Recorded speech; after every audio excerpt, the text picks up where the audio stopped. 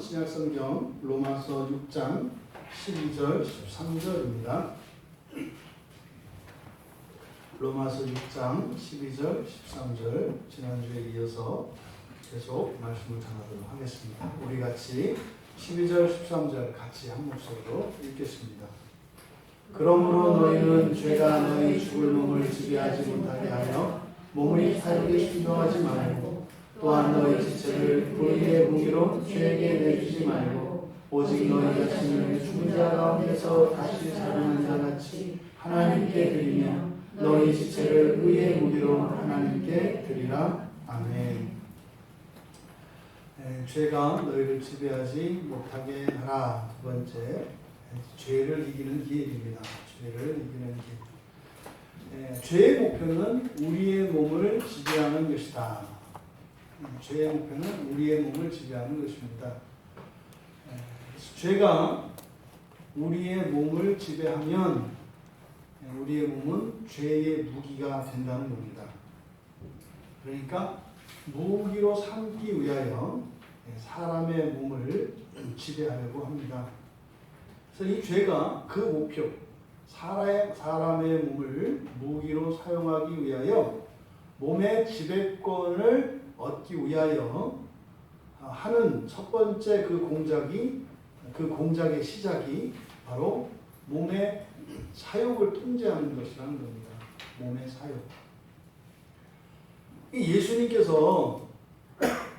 예수님께서도 마가복음 4장에서 제자들에게 왜 하나님의 말씀이 이렇게 능력으로 나타나지 않는가?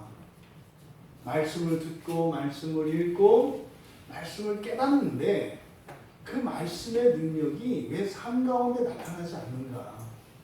그래서 우리는 하나님의 말씀을 구하고 의지하기보다는 똑같이 세상 사람들과 똑같이 세상에서 힘이 되어지는 이 세상의 수단들을 추구하려고 살아가게 되는 것인가? 그 이유를 예수님께서 말씀을 하십니다. 그렇게 말씀의 그 능력을, 그 효력을 누리지 못하는 이유에 대해서 세 가지로 말씀을 하시죠. 첫 번째가 마귀가 그것을 가져간다는 거예요. 마귀가. 그리고 두 번째가 환경에 지는 경우입니다. 환경에 지는 경우. 자기 삶의 환경에 지는 경우. 그리고 세 번째가 자기 마음의 죄 때문에 말씀의 능력이 삶의 실질적인 힘으로, 능력으로 나타나지 않는다. 이렇게 말씀하십니다. 그때 그 말씀이 열매 맺지 못하게 하는 그 마음의 죄, 바로 그 세 번째의 이유로 드신 마음의 죄, 그 마음의 죄를 세 가지로 말씀을 하시는데 세상의 염려, 재물의 유혹, 기타 욕심 이렇게 말씀을 하십니다. 그 세 가지 내면에 있는 죄를 세 가지로 예수님께서 말씀하셨는데 그것의 세 번째 기타 욕심, 바로 이 기타 욕심이 바울 사도가 여기에서 말씀하시는 사욕입니다. 이 사욕. 그래서 이 몸의 사욕이라고 하는 것, 이것이 예수님이 말씀하신 기타 욕심인데, 그러니까 몸의 사욕이라고 하는 것은요,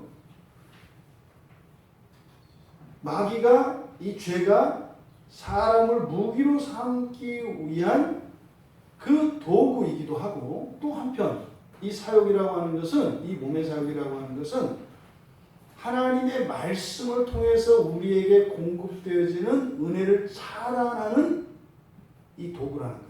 그러니까 이 사욕이 굉장히 가치가 있는 거죠.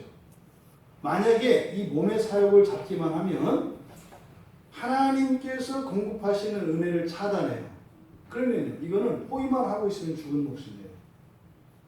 또 그 정도가 아니라 이 몸의 사욕에 대한 지배권을 가지게 되면 이제는 뭐 죽게 하는 것이 아니라 그것을 가져다가 내 것으로 쓸 수 있다 이 말이에요.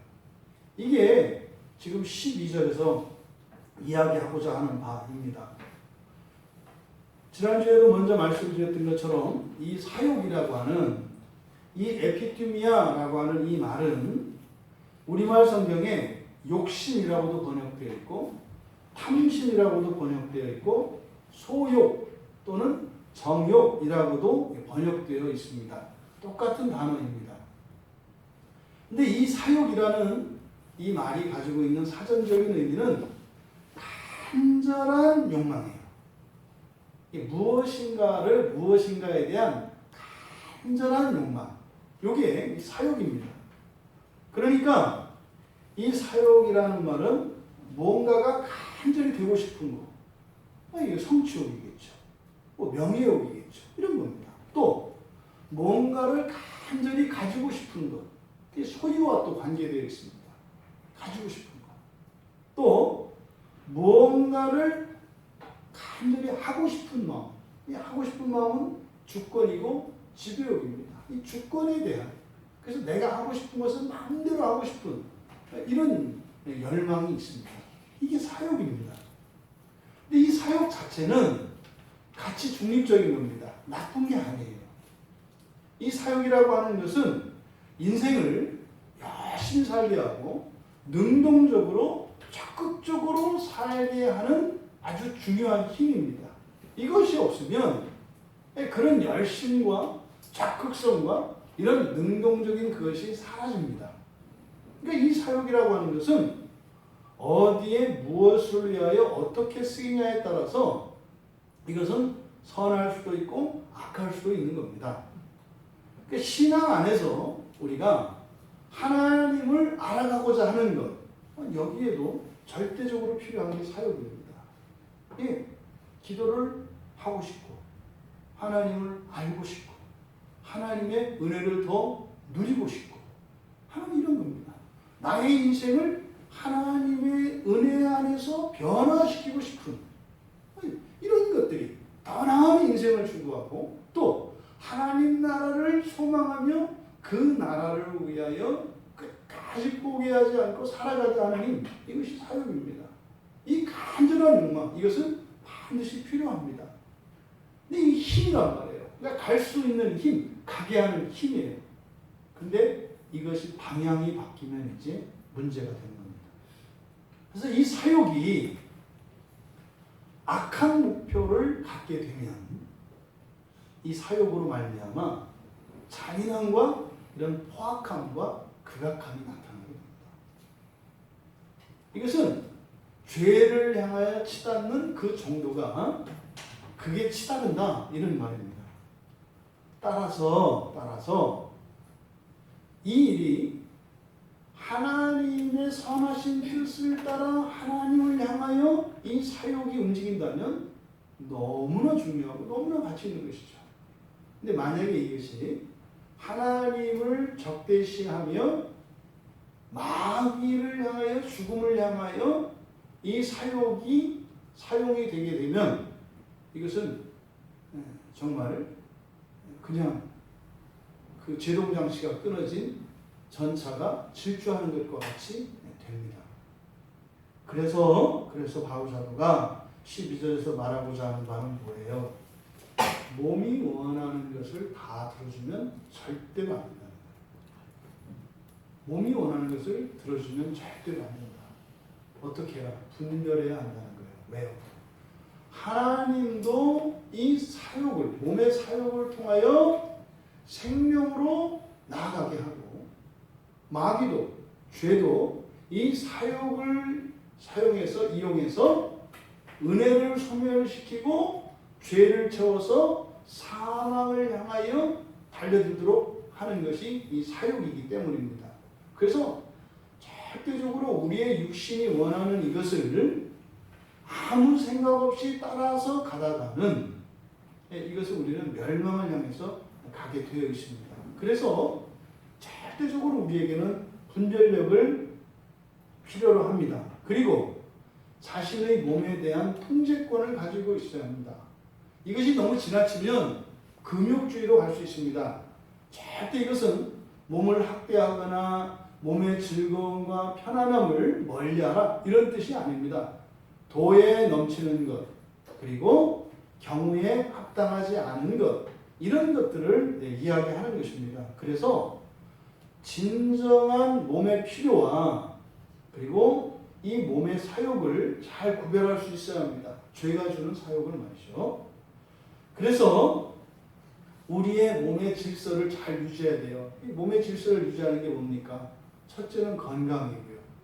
둘째는 아름다움이고요. 셋째는 청결입니다. 그래서 이런 보건위생과 아름다움과 건강은 영적인 삶을 살아가는 이들에게 절대적으로 요구되어집니다. 왜요?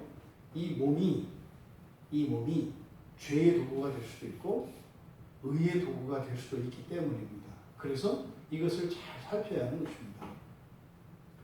그럼 어떻게 그렇게 할 수 있느냐? 그래서 말씀드렸잖아요. 우리가 신자 되는 것에 대해서는 고민하지 마라. 신자됨에 대해서, 그러니까 뭐예요? 구원 받나 안 받나 이런 거는 여러분들이 걱정해도 어차피 답도 못 내고 뭐 답도 없다. 그런 건 생각도 하지 마라. 설사 여러분이 구원을 못 받아도 예배드리고 성경을 보고 말씀을 추구하면서 살아서 말씀을 추구하면서 한다면 지옥에 가더라도 그래서 최소한 5성급 지옥에 간다. 그러니까 지옥 갈 거냐 천국 갈 거냐 걱정하지 말고 천국에 가도 더 좋고 지옥에 가도 더 좋게 할 수 있는 일을 위해서 우리는 마음을 쏟고 힘을 쓰며 살아가는 거예요. 천국 지옥은 누가 결정해요? 주님이 결정합니다. 대신 우리는 어디에 가든지 더 나은 삶, 더 좋은 삶을 우리가 선택할 권리가 있고 그 기회가 우리에게 주어졌다는 거예요. 그럼 우리는 그것을 위해서 살아가면 된다. 우리가 결정할 사람도 아닌데 그것에 대해서 내가 정말 구원 받나 안 받나 이게 신자됨이에요. 신자됨은 창세전에 하나님의 예정, 그 선택에 의해서 이루어져 있어요. 그리고 종말에 완성이 됩니다. 우리가 해야 될 일은 뭐다? 바로 하나님의 자녀됨. 그러니까 지금 여기에서 이야기하는 죄가 우리를 지배하지 못하고 이 죄를 이기는 이 싸움, 이것을 위하여 우리가 살아가야 한다. 그러면 이 싸움은요 하나님의 은혜로 이게 다릅니다. 여기에는 여러분들의 적극적인 참여가 있어야 합니다. 제가 높아심에서 당부를 드립니다만 이제 우리가 이 죄를 이기는 길에 대해서 정말로 이 세상에서 하나님의 자녀가 되는 그 길에 대해서 성경이 제시한 것에 대하여 우리가 함께 찾아 나설 것인데 이 길을 따라 걷는 이 여정에서 여러분 어마어마한 차이가 일어납니다. 여기서 이렇게 이탈하거나 뒤처지거나 하는 사람과 끝까지 이 여정에서 승리하는 사람 사이에는 여러분 인생에서 따라잡을 수 없는 엄청난 차이가 일어납니다. 부디 바라기는 우리 모두가 다 함께 이 죄를 이기는 이 싸움에 참여하여 우리 각자의 인생 안에 지금까지 우리가 살면서 우리를 속여먹고 우리가 마땅히 누려야 할 우리의 그런 존귀와 부귀와 그 영광을 모두 다 회복할 수 있게 되기를 바랍니다. 이런 은혜가 임하면 말입니다. 이게 다 좋지 않습니다. 상대적 박탈감이 굉장히 커집니다. 이렇게 특별한 은혜가 임하지 않을 때는 고만고만하니까 뭐 은혜를 받아도 괜찮고 은혜를 못 받아도 괜찮고 별로 생각이 없어요. 그런데 진짜로 성령께서 이 놀라운 은혜를 부어주시면 쫙 갈립니다. 그 박탈감과 그 소외감은 굉장히 커요. 생각보다 여러분. 그러니까 부디 우리 공동체 안에서는 단 한 사람도 나고자나 이탈자 없이 정말 우리 모두의 인생 안에 우리 내면에 드리워졌던 이 죄를 죽이고 말이죠. 그래서 하나님이 우리에게 주신 그 존귀와 영광을 모두 다 회복할 수 있게 되기를 바랍니다. 이 말씀을 드리는 것은 절대로 듣고 끝내려고 하지 말라는 거예요. 여러분들이 삶 가운데 직접적으로 실천하셔야 됩니다. 이거 못하는 겁니다. 실천을 못하는 거예요. 이렇게 여러분들이 이렇게 설교를 듣고 알게 됐다고 사는 거 아니에요. 여러분들 지금 보세요. 우리가 말씀 똑딱이 가지고 하자 그랬잖아요. 꾸준히 하고 계시는 분 몇 분이나 돼요. 굉장히 어려워요, 여러분. 이거를 단순히 그냥 개인의 기호, 취미, 일상생활의 분주함 그렇게 보지 마세요. 이게 다 영적인 거라고요. 영적인 거. 다시 한번 부탁을 드리는데 적극적으로 정말 여러분들의 지금 현재 일상 가운데 이 죄와의 싸움에서 승리하는 이것을 맨 앞에 우선순위로 두시기를 바라요. 몇 달간만이라도. 몇 달간만이라도.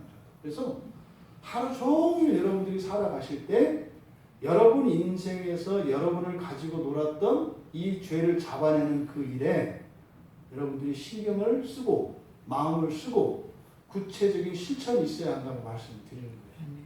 그렇게 해서 그 유익을 우리 모두 다 누릴 수 있게 되기를 바랍니다. 몸의 간절한 욕망, 이 사욕이 간절한 욕망이라고 그랬잖아요. 이걸 이용해서 이 사람을 악의 도구로 사용하려고 하는 이 죄에게 일단 붙잡히면 이제 그 붙잡힌 사람들은 하나님이 싫어하시는 일을 하게 되어 있습니다. 이거는 운명이에요.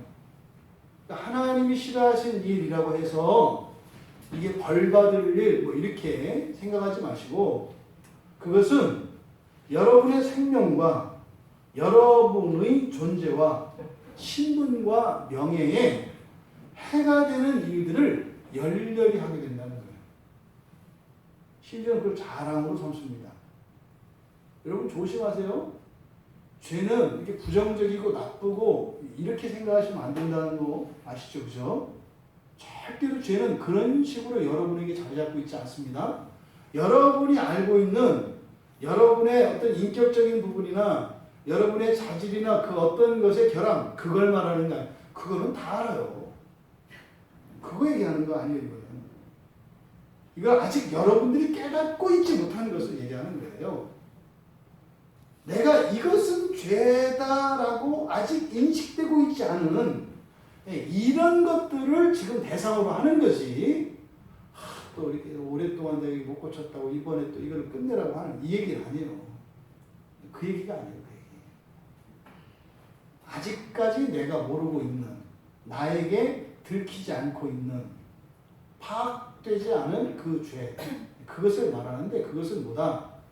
대개는 자랑으로 되어 있고 그리고 이것은 아니지라고 하는 거짓된 안정감 속에 숨어 있는 겁니다.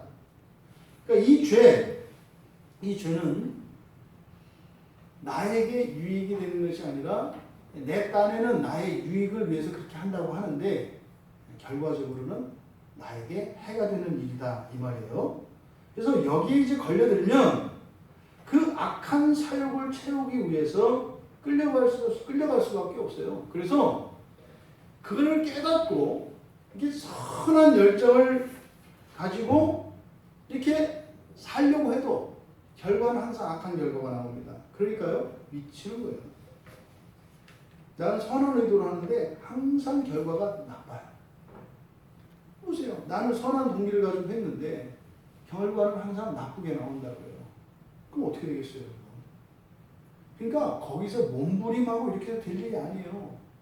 그래서 뭐 쉽지는 않지만 그렇게 죄에게 일단 붙잡힌 상황에서 그것을 깨닫고 벗어나기 위해서 죽을 힘을 당하고 또 사람에 따라서는 의지가 강한 사람들이 있어요. 또 그렇게 훈련이 된 사람들이 있고 그렇게 죽을 힘까지 다해서 그 죄에게 저항하기 위해서 이를 악물고 버티고 또 그때 주님의 은혜를 구하면서 기도하고 이렇게 저항한다 하더라도 그건 기껏해야 피해를 최소화하는 정도예요. 그리고 말씀드렸죠. 이건 소모전이라고. 은혜가 임하지 않아요. 소모전이기 때문에 딱 둘러치고 가만히 있으면 다 성문 열고 나오게 돼 있다고요. 굴복하게 돼 있어요. 이거는 시간 문제예요. 시간 문제. 그러니까 이미 이렇게 죄에게 잡히면 이거는 대책이 없어요. 그러니까 지금 여기서 제시하려고 하는 것은 뭡니까? 죄에게 잡히지 않는 거예요. 죄에게 잡히지 않아요. 예, 잡히면 그럼 대책이 없나? 있죠. 그거는 나중에. 일단 죄에게 잡히지 않는 길. 그것이 최상이니까 그것에 대해서 바울 사도가 지금 이야기하고 있는 것이다. 그래서 근본적인 해결책. 그 근본적인 해결책에 대해서 지금 구체적으로 죄를 이길 길을 제시해 주는 겁니다. 그걸 이제 우리가 지난주에 살폈던 것처럼 세 가지로 이야기하고 있어요. 너희 지체를 불의의 무기로 죄에게 내주지 마라. 여기 보면 죄에게 너희 지체들을 이렇게 돼 있어요. 그러니까 죄는 단수고요. 예, 너희 지체들, 우리는 그냥 지체를이라고 되어 있지만 다 복수형입니다. 너희 지체들을 이렇게 되어 있습니다. 너희 지체들을 죄에게 내주지 마라. 그러면 죄에게 너희 지체들을 내주지 마라 할 때 왜 죄는 단수고 너희의 죄들은 복수이겠습니까? 이 싸움의 형편이 어떻게 일어나는 것을 가르쳐 주는데 죄는 하나예요. 죄는 완전히 한 팀이라고요. 죄의 종류가 어마무시하게 많은데 말이죠. 이 모든 게 하나라요. 한 덩어리라고요. 그러니까 일사불란하게 착착착 움직입니다. 조직적으로. 그런데 우리들이 따로따로 제 마음대로 각기 움직이면 어떻게 됐어요? 그건 백전백패입니다. 하나로 결집된 힘과 분열되어진 훨씬 많은 수의 싸움에서 결집된 소수가 반드시 이깁니다. 이게 전쟁의 기본 원리예요. 그러니까 너희의 지체들이라고 하는 이것은 우리의 싸움이 무엇인가를 이 싸움의 중요한 원리를 가르쳐 주는데 여러분 우리가 하나로 싸워야 한다는 사실을 가르쳐줘요. 하나로 싸워야 한다. 그러니까 여러분들이 절대로 이 죄와의 싸움을 할 때 개별적으로 개인적으로 어떻게 싸워보겠다. 이거는 매우 위험하고 어리석은 일이에요. 그건 교회가 없을 때, 이 세상에 교회가 존재하기 전에 그렇게 싸우는 거고, 여러분이 스도하는 일을 그렇게 싸워요. 그러니까 죄는 항상 개인을 고립시키려고 해요. 그러니까 함께 싸우지 못하게, 이게 1번이에요. 이게 떼어놓는다니까요. 왜? 그래야 이길 수 있으니까. 근데 교회가 여러분들이 교회로 있게 되면 절대로 죄는 못 이깁니다. 그래서 지금 바울 사도가 우리의 싸움은 어떻게? 나 혼자서 나로 싸우는 것이 아니라 우리로 싸워야 한다. 우리로 싸워야 한다. 하는 것을 가르쳐 줍니다. 여러분, 죄와의 싸움은 개인전이 아닙니다. 항상 우리로 싸워야 하는 것입니다. 근데 여기서 너희의 지체들을 했을 때 개인적으로는 이 장기까지 다 포함하는 거라 했잖아요. 손가락, 발가락, 그리고 눈, 코, 귀, 입, 우리의 신체의 한 부분을 나타내기도 하는데 이것은 단지 겉으로 드러난 신체뿐만 아니라 우리 몸 안에 있는 장기까지도 다 포함하는 말이라고 말씀드렸어요. 그러니까 개인적으로 적용할 때는 우리의 이 몸속에 있는 우리 몸을 이루고 있는 그 구성 요소들 이걸 말하는 거죠. 그래서 이것들을 죄에게 내주지 마야 한다. 그래서 어떻게 해요? 전인적인 그리고 전일적인 이런 삶의 자세가 필요하고 또 이 너희 지체들이라고 했을 때 이것을 공동체적으로 적용했을 때는 우리들 개인을 말하는 거죠. 가족 구성을 한 사람 한 사람을 말하는 것이고 교회의 지체들 하나하나를 말하는 것이고 심지어는 이 우리나라에 있는 한국교회의 교회들 하나하나를 말하는 것이죠. 전체가 연합되어야 합니다. 그러니까요. 이렇게 우리로 싸운다. 하나로 싸워야 된다. 이게 무슨 말이에요?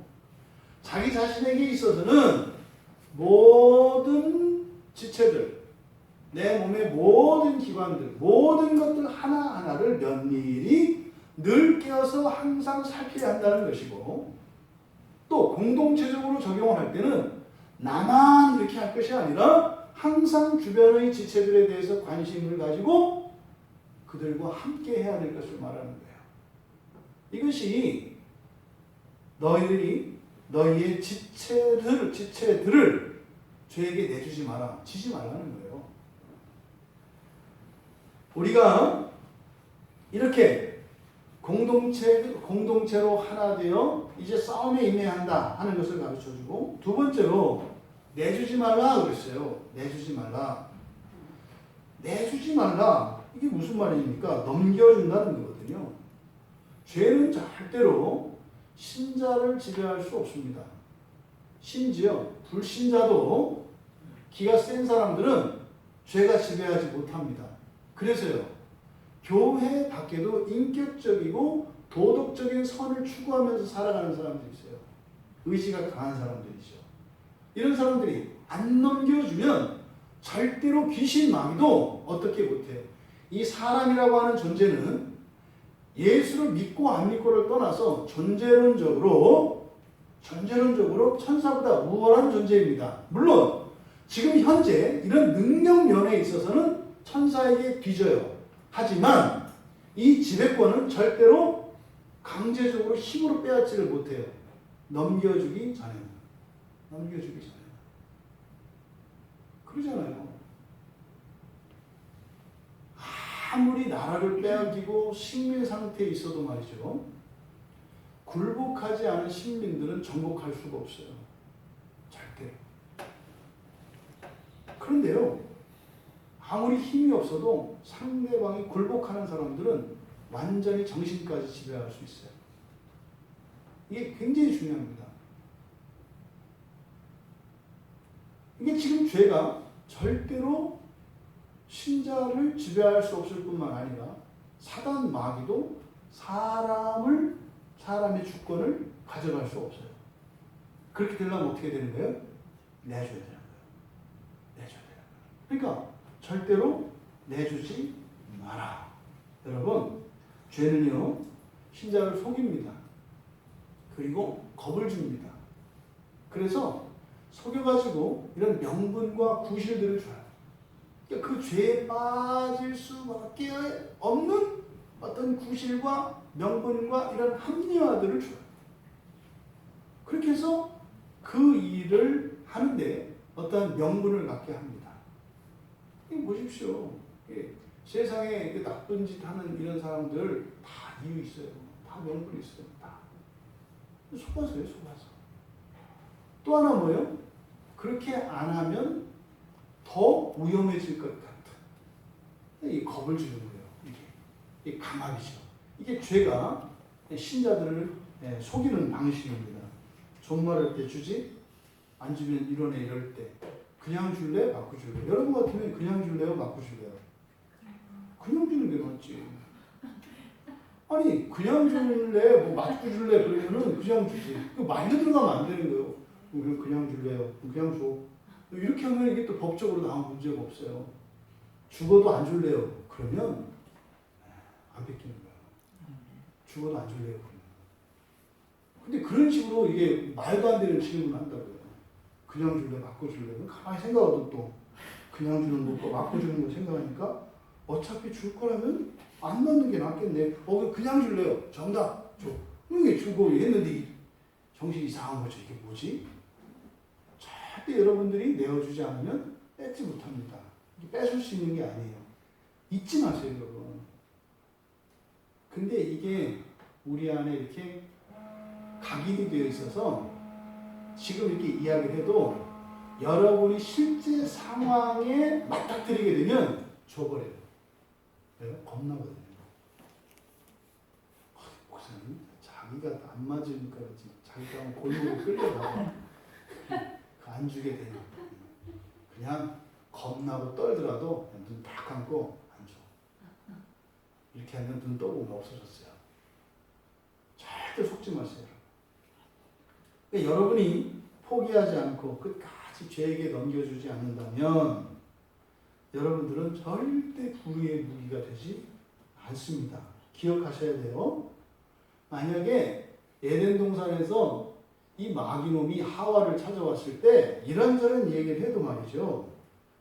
하와 스스로 선악과를 따서 먹지 않았다면 절대로 타락의 일이 일어나지 않았다는 거예요. 또 하와가 따가지고 와서 아담한테 뭐 별의별 짓을 당했어도 그 받지 않고 먹지 않았으면 타락의 일이 일어나지 않았다는 거예요.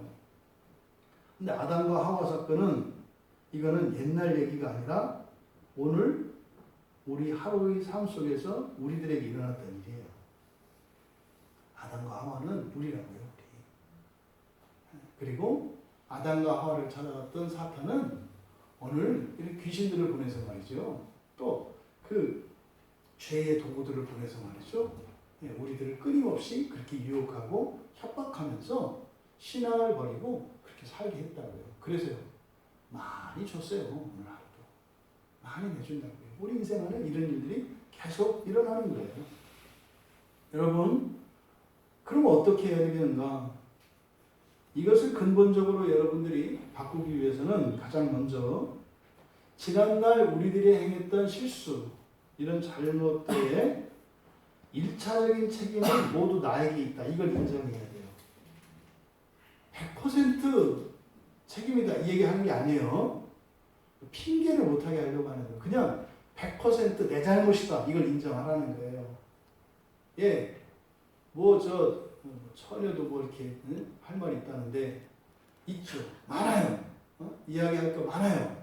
하지만 그런 생각 자체를 눌러버리라고요. 그리고 뭐요? 그냥 내 책임이다. 내 책임이다. 그래서 전적인 내 책임이다 라고 인정을 해야 돼. 이것은 여러분 책임입니다. 이 얘기하는 게 아니에요. 지금 우리가 하고 있는 맥락을 잊어버리시면 안 됩니다. 지금 뭐 하는 거예요? 죄를 이기기 위한 싸움을 지금 하는 거예요, 여러분. 누가 책임이냐 이걸 따지려는 게 아니라 죄를 이기기 위해서 하는 거예요. 이게 계속 나가다 이거 까먹으면 또 이상해지는 거예요. 죄를 이기려고 하는 거예요. 죄를 이기려고. 책임이 있다 없다가 아니에요. 죄를 이기기 위해서는 무조건 다 내 책임이다. 이렇게 해야 된다 이 말이에요. 아닌데 그럼 못 이겨요. 죄를 이기기 위해서는 100% 내 죄로 인정을 해야 된다. 책임이 나에게 있다. 그리고 주의할 것은 그나마 이런 핑계를 했었는데 100% 내가 인정하라고 그러고 책임이 나라고 그러는데 또 자책감에 빠질 게 아니라 자책감에 들어가면 안 돼요. 다시는 속지 않고 다시는 넘겨주지 않겠다라고 하는 결단을 하셔야 돼요. 다시는 속지 않겠다. 다시는 넘겨주지 않겠다.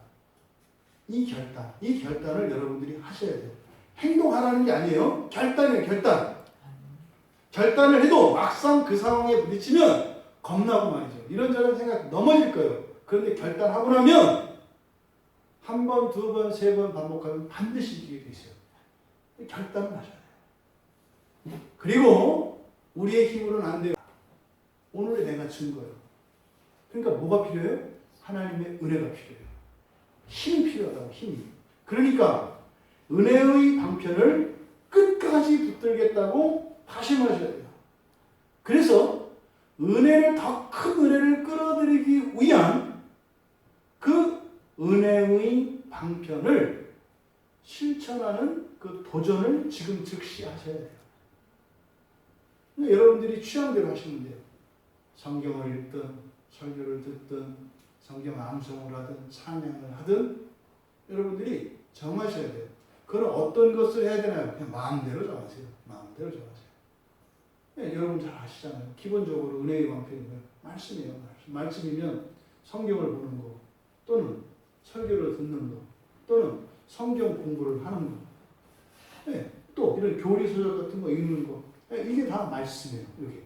네, 이 가운데 무엇을 해도 좋아요. 근데 제가 권해드리는 것은 설교가 제일 좋아요. 설교가. 성경을 통해서 여러분들이 은혜를 받으려면 상당한 수준에 이르러야 합니다. 그러니까 이런 실수를 해요. 설교를 듣다가 지루하고 이렇게 은혜가 안 되니까 바꾼다고요. 성경은. 설교에서 은혜 못 받으면 절대로 성경에서 은혜 못 받습니다. 그렇게 되는 게 아니에요. 여러분.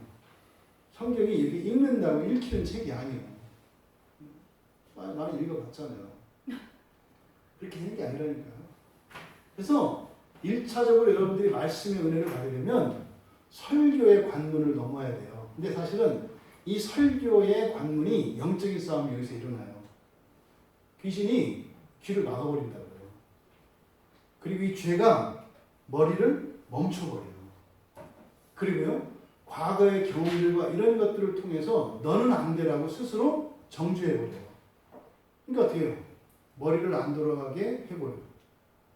그리고 안 들리게 해버려요. 그리고 이런저런 생각으로 말씀이 들어와도 이걸 왜곡시켜버려요. 거기다가 이제 이런 관계까지 해서 감정 탁 촉발시키는 끼게요. 반드시 넘으셔야 돼요, 설교는. 여러분, 설교는 반드시 넘어야 돼요. 중세 천년에 교회에서, 중세 천년에 성당이잖아요, 그죠? 그때는 그냥 교회라고 했단 말이에요, 교회. 중세 교회에 여러분, 설교가 없어요. 아시나요? 천년 동안 설교가 없어요. 중세 교회는 설교가 없는 거예요. 맨날 뭐예요? 제사만 지내는 거예요, 제사만. 설교는 뭐예요? 그냥 중간중간에 사제들한테 이렇게 물어보고 상담할 때 사제들의 말이 설교고 법이고 개인적으로 만났을 때. 그래서 종교개혁 이후에 이런 설교가 나오는 거예요. 설교가. 그러니까 이 설교는요, 여러분, 교회 천년 역사 후에 생겨나는 거라니까요. 설교의 벽을 반드시 넘으셔야 돼요. 그래서 어떻게 해요? 그렇다 해서 또 이 성경 읽지 마라 이 얘기는 아니잖아요. 그죠? 항상 같이. 안 된다고 포기할 것이 아니라 항상 같이 병행을 해야 돼요. 설교와 성경. 그 다음에 이제 기도입니다. 기도는 절대적으로 필요해요, 여러분. 기도는 절대적으로 필요한 거예요. 그러니까 이게 많이 하려고도 말고 이게 기도를 해서 뭘 이렇게 보려고도 말고 이렇게 효과 보려고도 하지만 그냥 하는 게 중요해요. 우선은. 그러니까 안 돼도 괜찮아. 그래서 각자가 시간을 구별하고 그 기도라는 거를 그냥 하는 거, 그 자체가 중요해요. 그게 뭐예요? 우리 그 대표적인 기도 주자 있잖아요. 그렇게라도 시작하면 돼요. 이렇게라도 시작하면 돼요. 그러면 돼요. 그렇게. 이게 시작된 거예요. 그렇게 하면. 그러면 어떻게 돼요? 은혜의 방편이라고 하는 것은 그것을 하면 은혜가 임한다는 거예요. 은혜가 임한다는 것은 증거가 나타나요. 그러면 그냥 이렇게 하던 애가 말이죠. 어느 날 말문이 열려요. 그리고 주님의 마음을 알게 돼요. 기도가 돼요. 설교를 듣다 보면 말이죠. 이렇게 생각들이 바뀌고 말이죠. 그런 생각이 나요. 그럼 어떤 일이 일어나요? 성경이 익혀요. 우와, 이거 뭐야? 이렇게 돼요. 또 여러분들이 성경을 읽으면 또 어떻게 돼요? 설교가 들려요. 설교가 들리면 어떻게 해요? 기도가 돼요. 이렇게 선순환 구조로 들어갈 때까지는 어느 정도의 시간과 노력이 필요해요. 절대 여러분 날로 먹으려고 하지 마세요. 교회 안에 도둑들이 얼마나 많은지 몰라요. 날로 먹으려고 날로 먹으려고. 하다못해 그 애들 운동을 하든 악기 하나 보세요. 우리 김영훈 집사님이 그런 배우려고 지금 밥상 두드리고 이게 돼요? 그렇게 하니까 되잖아. 벌써 밤새 입이 아니요 드러내가는 이게 그냥 이렇게 보면 되나? 안 돼요. 이게 되는 게 아니에요. 김영훈 집사님 그러더라고. 네 개를 동시에 움직여야 되는데 이게 지금 오른팔, 왼팔, 오른다리, 왼다리 따로 움직여야 되는데 이게 지금 생각만 해도 어렵다는 거죠. 근데 돼요. 하면 돼요. 하면 되게 돼 있어요. 하면 되게 돼 있어요. 누구나 다 할 수 있어요. 여러분, 그 기간이 반드시 그러니까 수천 년 동안 그것을 못 넘어서 그냥 껍질도 안 벗겨지고 다 교회의 역사 속에 그리스도인들이 이렇게 했다고요.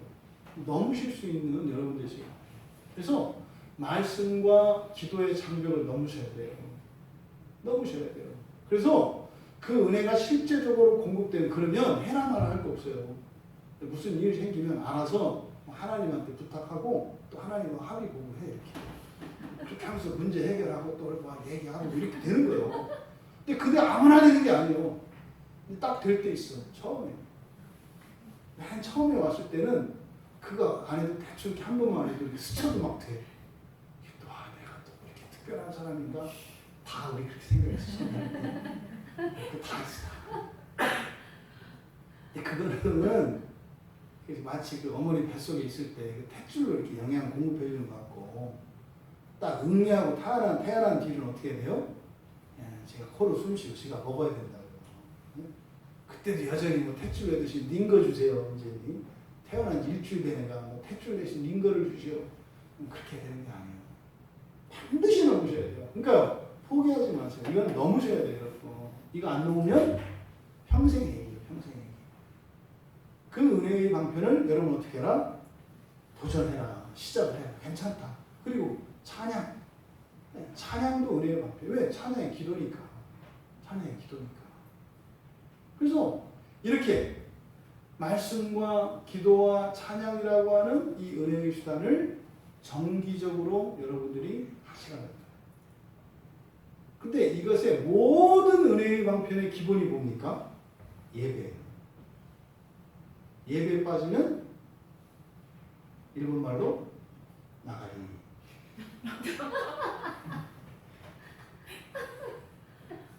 그거 안 되면 안 돼요. 잠깐은 이렇게 할 수 있어. 안 됩니다. 절대 안 됩니다. 절대 안 됩니다. 일단 예배를 세우셔야 돼요. 예배를. 그리고 나서 이런 은혜의 방편들에 대한 이런 실천을 도전을 해라. 지금 우리가 뭐 하고 있다고요? 죄를 이기는 거예요. 죄를 이기는 길에 대해서 얘기하는 겁니다. 이렇게 해야 구원받는다. 이상한 얘기 하지 마세요. 죄를 이기는 거예요. 죄를 이기는 거. 죄를 이기면 어떻게 되는 거예요? 그냥 여러분 현재의 삶이 좋아지고 말이죠. 여러분이 첫째 부활의 소망에 더 가까워지는 걸 말하는 거예요.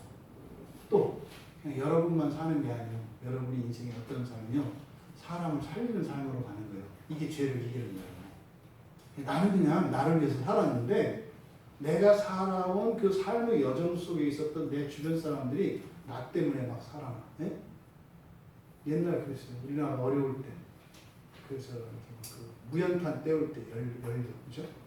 그 무연탄 그 철길이 지나거든요. 탄 실은 차들이.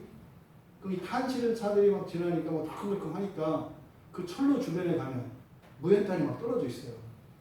그거 주워다가 떼는 거예요. 그 철로 주변에 사는 사람들은. 그리스도인의 삶은 그런 거예요. 가득 그 무연탄을 실은 그런 기차와 같이 철길을 막 다니는 거예요. 그럼 그 주변에 있는 사람은 뗄감 걱정 안 해도 돼요. 그냥 떨어지는 거 갖다가 세우면 돼. 이 기차는 뭐요? 이렇게 떨어지기만 끝나는 게 아니야. 계속 안에서 이렇게 나오기 때문에 지나가면 계속 막 쏟아져. 이게 그리스도인이에요. 이게 죄를 이기는 거예요. 그러니까 죄를 이기면 어떻게 돼요? 안에서 계속 이 무연탄이 막 안에서 나오는 거예요. 달리면 달리는 거예요. 옆으로 막 떨어지는 거죠. 그러니까 여러분이 살았던 삶의 뒷자리를 딱 보고 주님이 깜짝 놀라신다는 거예요. 야, 너 어떻게 이렇게 인생을 멋있게 사느냐? 야, 넌 몰랐네. 너 때문에 야, 쟤 누구 저 사람 누구 그때 죽을라다 살고 뭐 여러분 이 다음에 다 놀래요. 여러분 인생 돌아보시고 여러분이 놀라신다고. 내가 이렇게 살았어요? 이것이 어떤 삶? 죄를 이기는 삶이에요. 이게 단순히 뭐 거룩해지고 이게 아니라, 그러니까 이 인생을 살아가는 그 의미가 완전히 다른 거죠. 이런 은혜의 수단을 여러분들이 가지시고 도전을 하십시오. 하다가 멈추거든 다시 시작하시고, 하다가 멈추거든 다시 시작하시고, 하여튼 그냥 계속 하세요. 그냥 계속 하세요. 그리고 자꾸 안 되거든요. 지체들에게 물어보세요. 제가 이렇게 하고 했는데 자꾸 안 돼요. 저를 위해서 기도해 주세요. 우리로 싸워야 된다고 그러잖아요. 우리로. 그걸 절대 창피하거나 부끄러워하지 마세요. 그리고 공개적으로 이야기하세요. 제가 이렇게 할 거예요. 그러니까 세상 사람들은 말이 앞서는 것을 흉보는데 교회에서는 말이 앞서야 돼요. 왜요? 말은 능력과 권세가 있거든요. 그럼 그렇게 됩니다. 그래서 여러분들이 그런 은혜의 수단을 자꾸 시작을 해라. 지금 당장 이렇게 도전을 하세요. 그리고 죄에게 불의의 무기가 된다. 너희 지체들을 죄에게 불의의 무기가 된다. 이게 무슨 말이에요? 원래 이 죄라고 하는 이 말, 이 하마르티아라고 하는 것은 그러니까 관역에서 이렇게 활이나 이게 총을 쏠 때 그 관역이 있지 않습니까?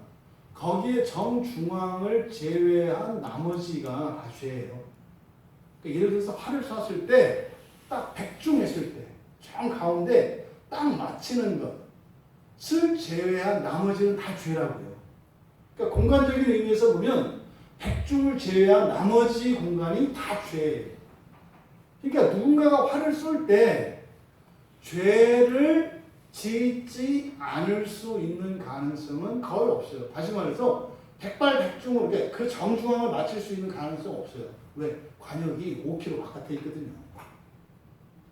여기 저 10m, 20m 앞에 나와도 총으로 쏴도 안 맞는 게 정중앙인데, 예? 우리가 이렇게 눈으로 식별할 수 없을 정도의 그것이 저 관역이라고요. 그러니까 죄에서 우리는 벗어날 수가 없어요. 그런데 우리가 예수를 믿는 순간 성령께서 우리 안에 내주하시고 우리와 함께 하시는 말이죠.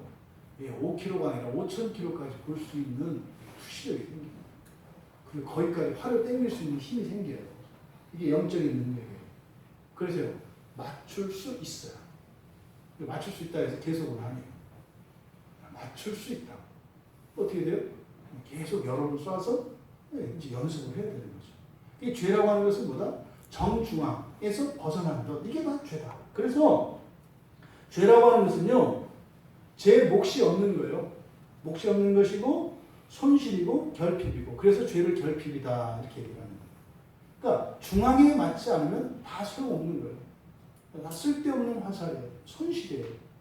네, 소득 하나도 없는 거예요. 왜? 정중앙을 맞춰야만 몫이 있거든. 상이 있거든. 그러니까 억만 발을 쏴도 가운데를 못 맞추면 아무 상이 없어요. 그러니까 우리가 평생을 살았는데 말이죠. 예, 이렇게 죄 가운데 있으면 인생이 아무리 수고를 해도 하나도 남는 게 없어요. 이게 죄의 정체라고요. 그러니까 이 죄는 사실상 힘이 있는 것 같지만 없는 거죠. 그리고 재산을 가지고 있는 것 같지만 사실은 빚이죠. 그런 겁니다. 그래서 남는 것 같지만 손실이고 꽉 차는 것 같지만 결핍입니다. 이게 죄예요. 죄는 가지면 가질수록 빚이 더 많은 거예요. 능력이 있으면 있을수록 더 없는 거예요. 이게 죄의 속성입니다. 그 다음에 불의라고 하는 것은, 의는 뭐라고 그랬습니까? 의는 완전한 거, 꽉 찬 거라고 했잖아요. 꽉 찬 거. 선은 좋은 거. 의는 완전한 거, 꽉 찬 거. 근데 불의니까 꽉 차지 않은 거잖아요. 그러니까 완전하지 않은 것이 불의예요. 그러니까 완전하지 않은 것이니까 이거는 낭비하는 거고 소모하는 것이고 헛된 것입니다. 이 불의라고 하는 것이. 그러니까 죄에게 불의의, 그러니까 그림을 그려볼게요. 이렇게. 죄에게, 그럼 뭐예요? 정중앙이 아닌 다른 여백에 불의의 무기가 된다. 뭐요? 우리의 힘과 모든 게 다 거기다가 준다 이 말이에요. 마치 그 베트남에서 옛날 전쟁이 있을 때 미군들이 막 그 연합군이 무기를 막 주면 그게 다 어디로 가요? 빼뚜콩한테 나가는 거예요. 이걸 말하는 거예요. 이게 죄에게 불의의 무기가 된다. 그리고 그 미군 무기에 미군이 죽어나가는. 물론 제가 미군을 두둔하는 건 아니에요. 그때 미군이 잘못한 거예요. 어쨌든 이게 전쟁으로 봐서 그렇다 이 말이에요. 이게 미군 글자가 미군을, 그러니까 자국의 군인들을 죽이는 데 쓰이는, 이게 죄에게 불의의 무기가 된다라고 하는 뜻이에요. 그러니까 지체들을 죄에게 불의로 내어준다, 불의의 무기로 내준다는 것은 뭡니까? 몸의 수고와 행실이 죄에게 힘이 되고 자원이 된다는 의미예요. 이거 되게 슬픈 얘기입니다. 되게 슬픈 얘기예요. 이것이 바로 죄에게 불의의 무기가 된다는 의미입니다. 이것이 결국은요, 사역과 관계되어 있죠. 사역과. 그래서 몸의 사역을 위해서 하는 모든 행실은 불의의 도구가 된다는 거예요. 그러니까 몸의 사역을 위해서 한 이런 모든 선한 것처럼 보이는 것도 결국은 나를 무너뜨리는 데 사용된다는 얘기예요. 그러니까 이런 일을 하면 되겠어요? 안 되겠어요? 안 된다고요. 안 된다고요. 그래서 이렇게 사욕을 쫓아서 하는 이 일은 오히려 죄에게 힘을 더해주는 것이고 그것으로 인해서 내가 더 결국은 죽게 된다. 그러니까 그런 일을 하지 마라 이렇게 얘기를 한 거예요. 그러니까 절대로 불의의 무기가 되어서는 안 되겠죠. 그러면요, 우리는 하면 할수록 불의의 무기가 된다면 가만히 있어도 죽고 하면 더 죽고 이렇게 되잖아요. 그러니까 그럼 어떻게 하라는 거냐? 너희 지체들을 불의의 무기로 죄에게 내주지 마라. 어떻게 하라고? 그 다음에 얘기를 해주는 거예요. 그럼 무엇이 불의의 무기로 내주는 것이 아니냐? 그 구체적인 지침을 다음에서 밝히는 거예요. 너희 자신 죽은 자 가운데서 다시 살아나신 자 같이 하나님께 드려라. 여기서 너희 자신은 뭡니까? 전체, 모든 것입니다. 모든 것. 지체들은 일부지요. 여기서 자신은 뭐예요? 전체입니다. 전체를 하나님께 드리는 것이 불의의 무기로 주지 않는 길이라는 거예요. 이게 뭐예요? 전체를 하나님께 드리는 길이 죄에게 불의의 무기로 주지 않는 유일한 길이다. 이건 무슨 말입니까? 하나님께 드리든지 죄에게 불의의 무기로 주든지 둘 중에 하나라는 거예요. 그리고 한 90% 드리면 좀 이렇게 줄여드릴까요? 계속 죄에게 힘이 가는 거예요. 그래서 어떻게 모든 것을 하나님께 드리는 것이 죄에게 불의의 무기로 주지 않는 유일한 길이다. 그러면 어떻게 그러면 하나님께 모든 것을 드려야 하는가? 이게 뭐예요? 예수 그리스도를 본받아서요. 죽은 자 가운데서 살아나신, 이 죽은 자 가운데서 살아났다는 게 무슨 말이에요? 그러니까 죽은 자 가운데서 다시 살아난 자 같이 이렇게 하면 좀 이게 생생하지가 않습니다. 이게 죽음으로부터 죽었다가 살아나서 살아있는 이런 의미예요. 이게 현재 분사를 쓰고 있거든요. 그래서 죽은 자 가운데서 죽으셨다가 살아계신 자, 예수 그리스도를 말하는 거죠. 그러니까 죽으셨다가 살아계신 자, 곧 살아계신 예수 그리스도죠. 바로 살아계신 그 예수 그리스도를 본받으라는 거예요. 그래서 살아계신 자 같이. 예수 그리스도는 하나님의 영광의 광채세요. 그리고 죄를 정결케 하세요. 예수 그리스도는 그러세요. 그래서 그리스도는 의의 모본입니다. 의의 모본이에요. 그러니까 그리스도를 닮아가면 불의가 아니라 의롭게 되어져 가요. 그래서 사도 바울은 그래서 복음을 영광의 복음이라고 해요. 여러분, 영광이라는 말이 여러분들에게 어떻게 비춰져요? 이제 조금 더 구체적으로 와 닿으세요. 영광이라고 하는 말을 하면 여러분 어떻게 돼요? 닮은 꼴로 이해하셔야 돼요. 영광이라는 말은 애매한 빛 이렇게 하지 마시고 예수님을 닮아가는 거, 여러분에게서 나타나는 점점 닮아져가는 그거를 영광이라고 한다고요. 그러니까 예수 그리스도를 전하는 그 복음을 영광의 복음이라고 해요. 그러니까 영광은 하나님의 완전한 의, 하나님의 완전한 선을 나타내는 말이에요. 그러니까 하나님의 모든 것을 영광이라고 하거든요. 그러니까 그 영광 안에는 완전한 하나님의 의가 있다고요. 그래서 예수 그리스도를 전하는 복음을 영광의 복음이다라고 디모데전서 1장 11절에서 얘기해요. 그러니까 뭐예요? 예수님을 듣고 믿으면 말이다. 점점 의로워지는 거예요. 점점 거룩해지고 이렇게 점점 완전해져 가는 거예요. 이것을 영광이라고 하는 거예요. 그래서 성경에서 영광이라는 말을 들으시거든, 보거든, 여러분들 그렇게 생각하시면 돼요. 영광 그러면 어떻게 해요? 점점 완전해져 가는 거. 예수 그리스도를 더욱 닮아가는 거. 하나님을 더욱 닮아가는 거. 이렇게 여러분들이 이해하시면 돼요. 그러면 예수 그리스도를 본받아서 하나님께 드린다. 그러니까 예수님이 어떻게 드렸어요? 모든 걸 다 드리셨잖아요. 모든 걸 다 드리셨잖아요. 그러니까 바로 하나님께 모든 것을 드리는 것이 무엇인지 가르쳐 주시기 위해서 예수님이 이 땅에 오셔서 사셨던 거예요. 그렇게 하면 된다고. 그러면 아니 어떻게 예수님하고 똑같이 해요? 똑같이가 아니라 뭐라고 그랬어요? 같이 예수님을 따라가면. 그래서 뭐 해봐? 본받는 삶을 사는 거예요.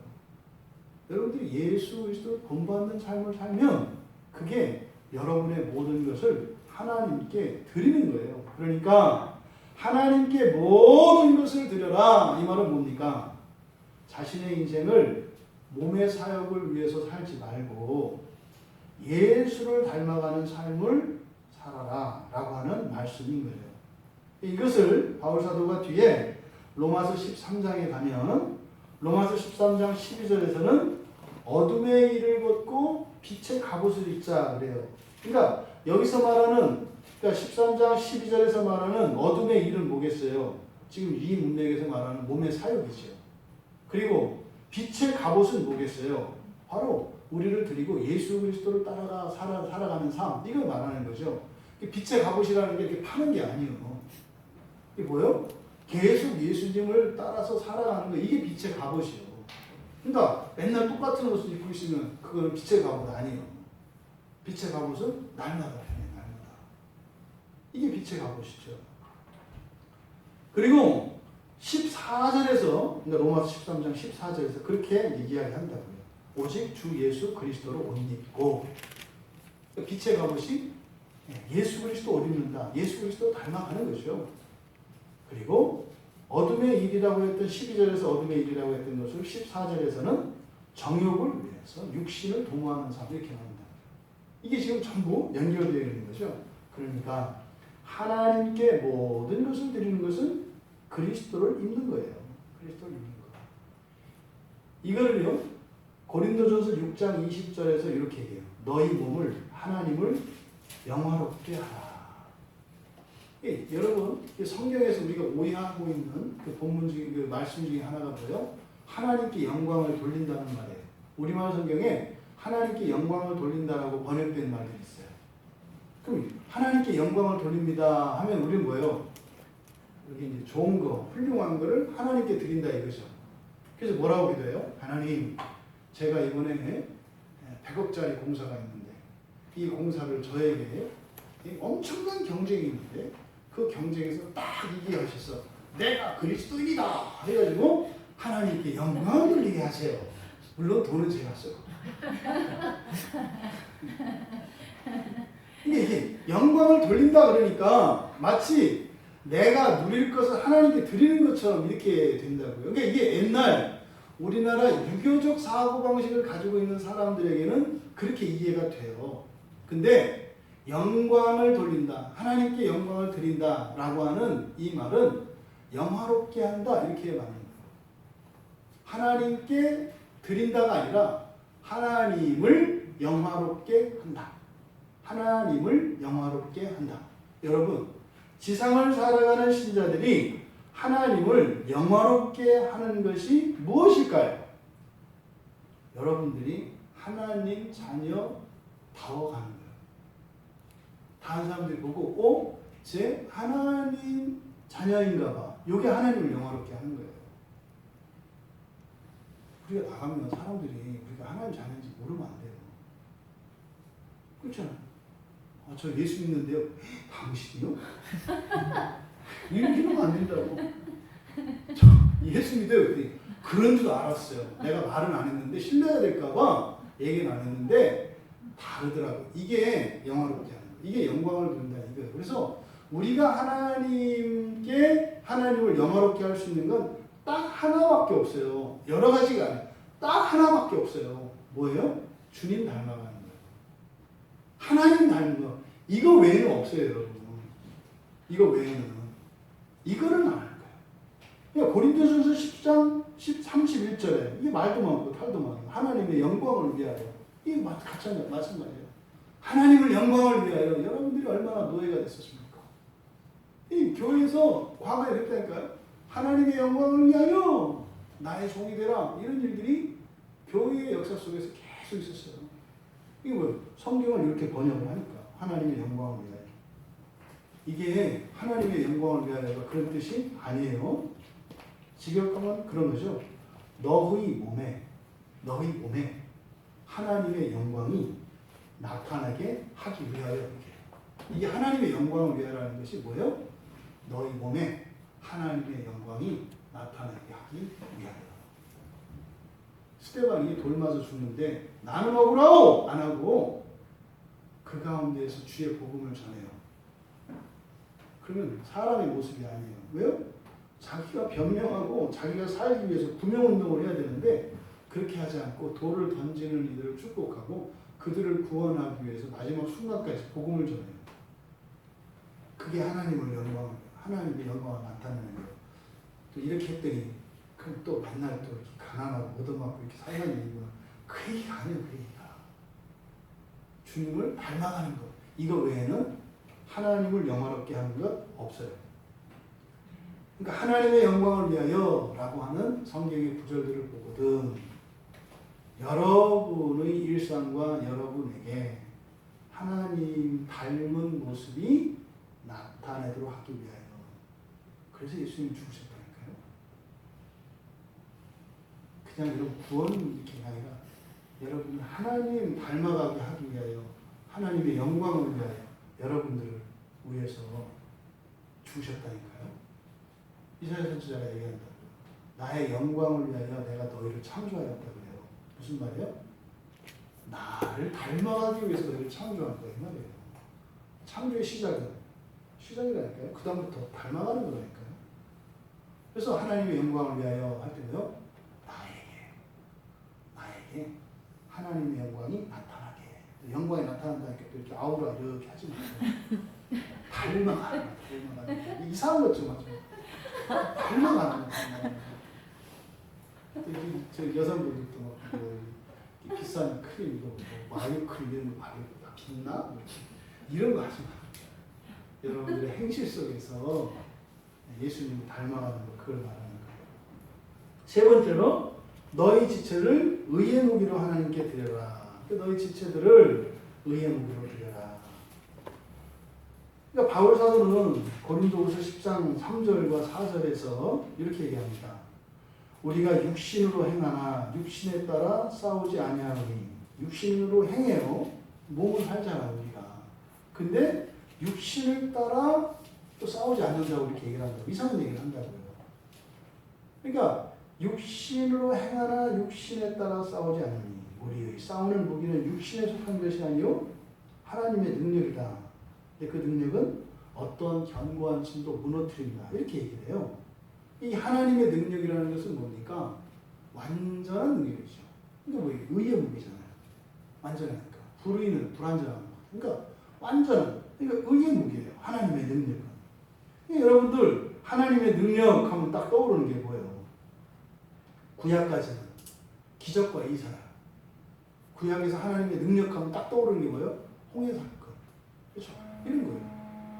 그러니까 하나님의 초월적인 능력. 이게 구약 백성들이 가지고 있는 하나님의 능력이에요. 근데요, 신약 백성들은 하나님의 능력이 바뀌었어요. 왜요? 예수 그리스도가 하나님의 능력이에요. 예수 그리스도가. 이걸 잊으시면 안 돼요. 그러니까 하나님에게는 그 의의 능력에는 초월적인 능력이 분명히 있어요. 그런데 신약을 통해서 그런 초월적인 능력보다 더 뛰어난 능력, 그게 뭐예요? 그리스도의 죽음이었다고요. 십자가의 고난이었다고요. 이거를 여러분들이 잊으시면 안 돼요. 그러니까 여전히 그 구약적 사고에서 벗어나지 못해서 바로 이 하나님의 이 능력, 이 의의 무기가 무엇인지를 착각하면 안 돼요. 그래서 고린도후서 6장 6절과 7절에 보면 의의 무기에 대해서 열거를 합니다. 깨끗함과 지식과 오래 참음과 자비함과 성령의 감화와 거짓이 없는 사랑과 진리의 말씀과 하나님의 능력이라고 말해요. 이게 의의 무기라고 얘기를 하거든요. 여러분, 이 바울이 이 하나님께 자신을 의의 무기로 드리는 삶이 무엇인지를 그 고린도전서 6장에서 이야기를 합니다. 뭐라고 하느냐? 오직 모든 일에 하나님의 일꾼으로 자천하여 많이 견디는 것과 환난과 궁핍과 이렇게 쭉 이야기를 하면서 이 의의 무기에 대해서 이야기를 하고 난 뒤에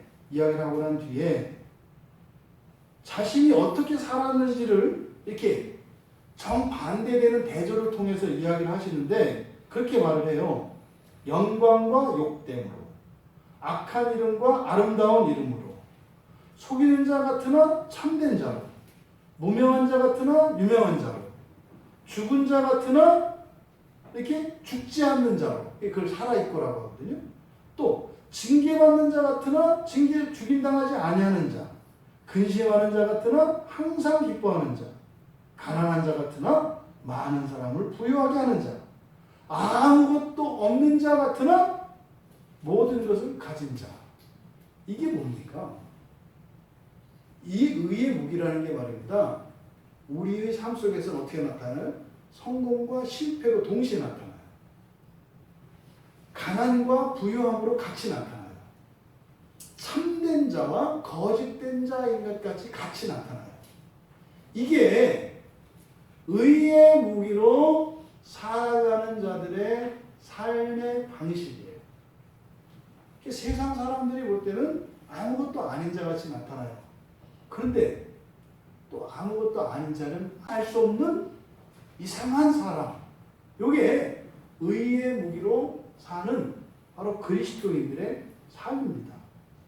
바울 사도는 철저하게 육체의 사욕을 거스르고 주님의 가르침과 행실을 따라서 그렇게 살았습니다.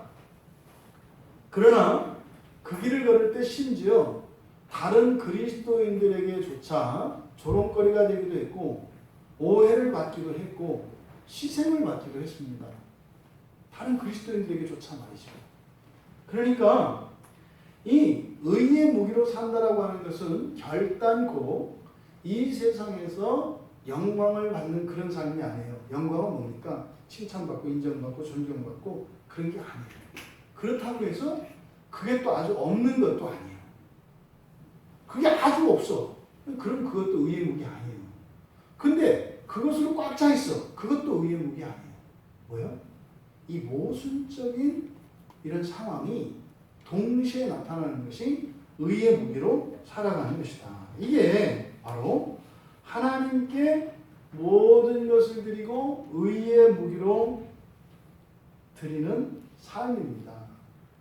그러니까 앞에서 죄에게 불의의 무기로 주지 마라. 그리고 뒤에서 하나님께 드려라. 근데 두 가지를 말했어요. 모두 드려라. 그렇죠? 모두 드려라. 그리고 뭘로 드려라? 의의 무기로 드려라. 의의 무기로 드려라. 여러분, 죄를 이기는 이 길에 대해서 좀 더 자세하고 구체적으로 이제 살펴볼 기회가 있겠습니다만, 어쨌든 이 문맥 안에서 바울 사도께서 주신 죄를 이기는 길에 대한 구체적인 이 지침은 우리가 충분히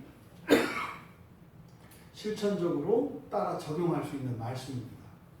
부디 여러분들이 이 바울 사도의 가르침을 따라 죄를 이기는 길로 제시되어진 이 일을 순종하며 의지적으로 여러분들이 실천하고 나아갈 때 참으로 하늘로부터 부어지는 그 은혜가 여러분들의 삶 속에 경험되어지면서 정말 여러분의 본성에 그리고 여러분 인생에 드리워졌던 이런 죄들이 하나하나 죽어나가고 이런 껍질들이 벗겨지는 이런 체험들이 우리 모두에게 생생하게 일어나기를 바랍니다.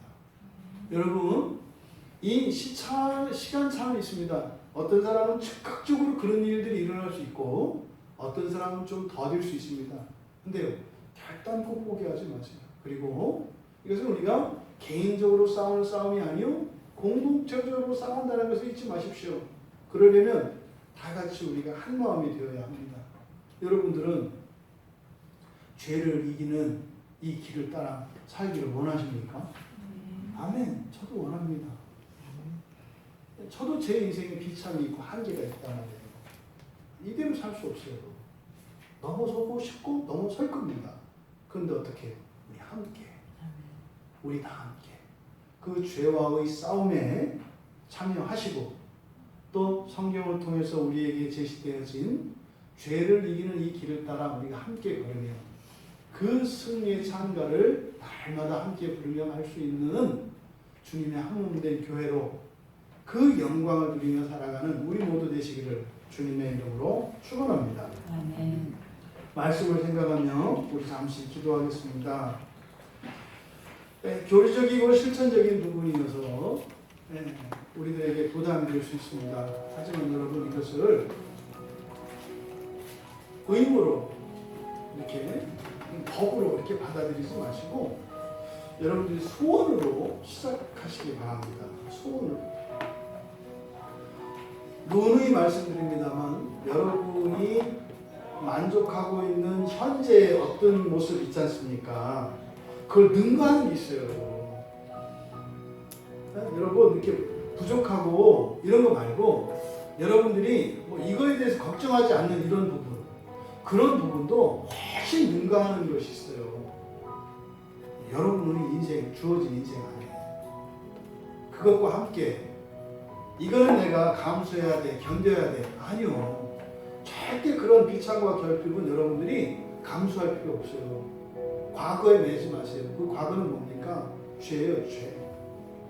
성경을 통해서 주시는 이 죄를 이기는 이 길을 따라 우리가 정말 하나님의 말씀이 그런가 우리가 한번 경험해 봅시다.